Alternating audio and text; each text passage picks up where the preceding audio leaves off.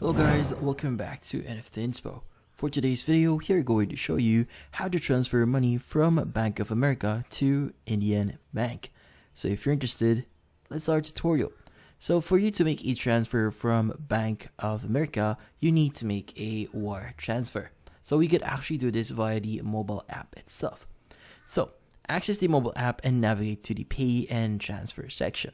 Open Wire, then begin a wire transfer by choosing Start a Wire. Opt to add a new recipient and indicate either the United States or the country where the recipient's account is situated, which in this case is going to be India. Now, proceed through the necessary fields. Ensure all required information is accurately provided and then tap Add.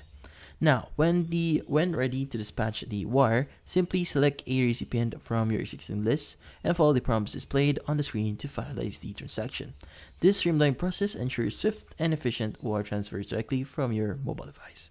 And that's about it. So hopefully this video was able to help you. Like and subscribe to NFT Inspo. Thank you for watching.